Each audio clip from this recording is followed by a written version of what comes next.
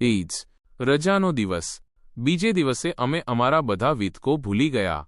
મને પહેલાં તો આશ્ચર્ય થયું કે હું તરસ્યો કેમ નથી થતો, પણ મારા પગ નીચે દોડતી નાનકડી નદીએ જ તરત મને જવાબ આપી દીધો। નાસ્તો કર્યો, ખૂબ પાણી પીધું ને અમે આગળ વધવા તૈયાર થઈ ગયા। અત્યારે કોઈ મને સ્નેફેલ પર્વત તરફ પાછા જવાનું કહે તો પણ હું ના પાડી દઉં એમ હતું। ગુરુવારનો દિવસ હતો। 8 વાગ્યામાં અમારી કૂચ શરૂ થઈ। વાંકાચૂકા ચાલ્યા જતા આ બોગદાની દિશા તો નૈઋત્ય જ હતી। રસ્તો બહુ ઢાળવાળો નહોતો। 6 ફૂટે 2 ઇંચનો ઢાળ આવતો હતો। ઝરણું શાંતિથી વહી જતું હતું। અમને કોઈ ગેબી પ્રદેશમાં લઈ જવા માટે જ અમારી સાથે ચાલતું હોય એમ લાગતું હતું। મારા કાકાને આ સીધો રસ્તો બહુ કંટાળો આપતો હતો। તે તો ઊંડી ખાઈઓ આવવાની વાટ જોતા હતા, પણ એ અમારા હાથની વાત નહોતી। જો આ રસ્તો પૃથ્વીના મધ્યબિંદુએ જ જવાનો હોય તો પછી ટૂંકો હોય કે લાંબો હોય, સવાલ જ નજીવો હતો। 10મી જુલાઈને શુક્રવારે રાત્રે અમે રીકજેવિકથી 90 માઇલ નૈઋત્ય દિશામાં હતા અને પૃથ્વીની સપાટીથી 7 માઇલ ઊંડે હતા। અહીં અમારા પગ નીચે જ એક ભયંકર ખાઈ આવીને ઊભી રહી। તે એટલી સીધી હતી કે મારા કાકાના આનંદનો પાર ન રહ્યો। હવે આપણે જલ્દી પહોંચશું ને વળી સહેલાઈથી પહોંચશું। અમે ઉતરવાનું શરૂ કર્યું। હવે મારા પગ ધીમે ધીમે ટેવાઈ ગયા હતા, એટલે બહુ મુશ્કેલી ન આવી। આ ખાઈ લાવારસના પ્રવાહની બનેલી નહીં, પણ પૃથ્વીના પડોમાં કોઈ પણ કારણે પડેલી એક મોટી ચિરાડ જ હતી। પા કલાકને અંતરે અમારે આરામ માટે થોભવું પડતું હતું। કોઈ મોટા ખડક ઉપર અમે નિરાંતે આરામ કરવા બેસતા અને ધોધ થઈને પડતી હેન્સ નદીનું પાણી પીતા। પોતાના કરતાં આ નદી નીચે વહેલી પહોંચશે એ વાતનું દુઃખ મારા કાકાને થતું જોઈને મને હસવું આવતું હતું। 11મી અને 12મી જુલાઈના અમારા બંને દિવસો આ ખાઈ ઉતરવામાં જ ગયા। લગભગ બીજા 6 માઇલ અમે ઉતર્યા। છેવટે 13મી જુલાઈએ 45 ઢાળવાળો એક રસ્તો આવ્યો અને અમે પગ મૂકીને ચાલવા માંડ્યા। 15મીએ અમે પૃથ્વીની સપાટીથી 21 માઇલ નીચે ઉતર્યા। અહીં અમને જરાક થાક દેખાયો, પણ હજુ દવાની પેટી ઉગાડવાની જરૂર નહોતી પડી। મારા કાકાએ ઘડિયાળ, બેરોમીટર, મેનોમીટર, હોકાયંત્ર વગેરે જોઈને બરાબર નોંધ રાખી હતી। તેમણે કહ્યું, આપણે અત્યારે આઇસલેન્ડની નીચે નથી। આઇસલેન્ડ તો ક્યાંય રહી ગયો। અત્યારે આપણે સમુદ્ર નીચે છીએ। સમુદ્ર નીચે? હા, આપણા માથા ઉપર સમુદ્ર ઘૂઘવે છે। આહા, ઉપર સમુદ્ર અને નીચે આપણે? એમાં શું? ન્યૂકેસલમાં અત્યારે કોલસાની એવી ખાણો છે કે જેનો વિસ્તાર સમુદ્રના તળિયાથી પણ નીચે ક્યાંય સુધી ગયો છે। મને નવાઈ લાગી, સાથે થોડો એક ભય પણ લાગ્યો।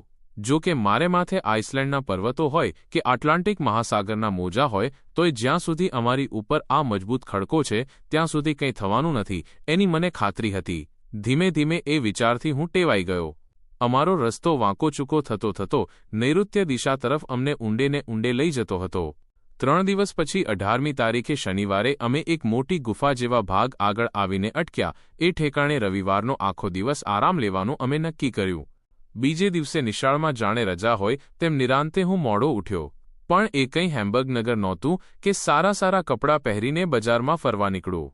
અમે જે જગ્યાએ આરામ કરવા માટે મુકામ કર્યો હતો તે જગ્યા એક મહાન ગુફા હતી।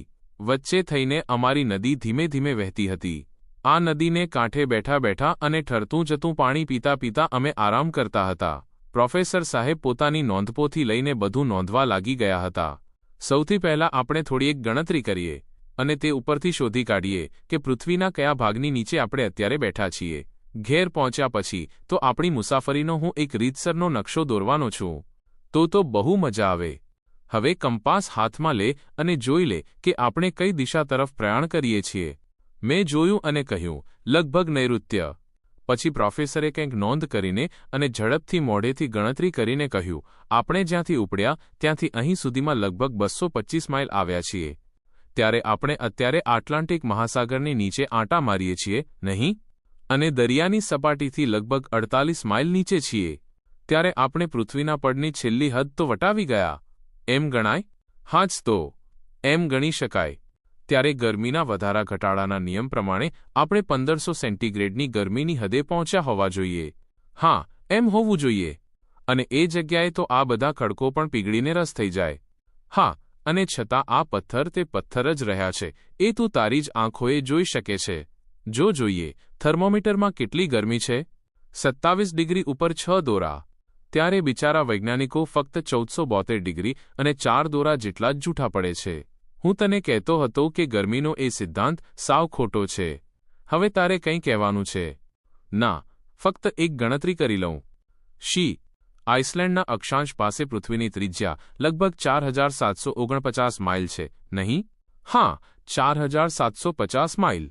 લગભગ 4800 ગણો ને, અને આપણે એ ત્રિજ્યામાં 48 માઇલ એટલે કે હજુ 1/100મો ભાગ કાપ્યો છે ને. તેટલા ગાળામાં આપણને 20 દિવસ લાગ્યા છે.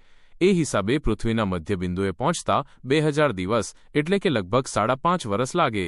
પ્રોફેસર કંઈ બોલ્યા નહીં. અને ઉતરતા એટલા વર્ષો થાય તો પછી ચડવાના દિવસોનો હિસાબ તો ક્યાં ગણવા બેસીએ? તારું ગણિત હવે બહુ થયું. રાખ. આગળ શું થશે તેની તને ક્યાં ખબર છે? વળી એક માણસે આ પ્રમાણે કરી જોયું છે, અને જો એ માણસ તેમાં ફાવ્યો છે તો હું શું કામ નહીં ફાવું? હું પણ માનું છું કે તમે સફળ થશો. ફક્ત બસ હવે આગળ પ્રશ્નોત્તરી નહીં. હું ચૂપ થઈ ગયો. થોડીવાર પછી કાકાએ પૂછ્યું, વારું, મેનોમીટરમાં જો વાતાવરણનું કેટલું દબાણ છે? ઠીક દબાણ છે. હા, આપણે ધીમે ધીમે આટલે સુધી આવ્યા એટલે આપણા ઉપર આ દબાણની અસર નથી થઈ. ના, ફક્ત મને કાનમાં જરા પીડા થાય છે. એ તો મટી જશે. જરા ઊંડેથી શ્વાસ લેવો એટલે ફેફસાઓ એ દબાણ સહન કરવામાં ટેવાઈ જશે. એનો વાંધો નહીં. મેં મારા કાકાનો વિરોધ કરવાનો વિચાર માંડી વાળ્યો. અને આપણે સ્પષ્ટ સાંભળી પણ શકીએ છીએ. હા, બહેરો માણસ પણ સાંભળી શકે એમ છે. હા, પણ જેમ જેમ દબાણ વધતું જશે તેમ તેમ હવાનું ઘનત્વ પાણીના ઘનત્વ જેટલું થઈ જશે. હા, એમ જ થશે. તો પછી આપણે નીચે કઈ રીતે ઉતરશું? આપણે તરવું પડશે. અરે, આપણે ખિસ્સામાં પથરા ભરશું. કાકા, તમારી પાસે કોઈ પણ પ્રશ્નનો જવાબ તૈયાર જ હોય છે. આ પ્રમાણે વાદવિવાદમાં આખો દિવસ પસાર થયો. હેન્સે તો આખો દિવસ ઊંઘવામાં ને આંટા મારવામાં જ વિતાડ્યો.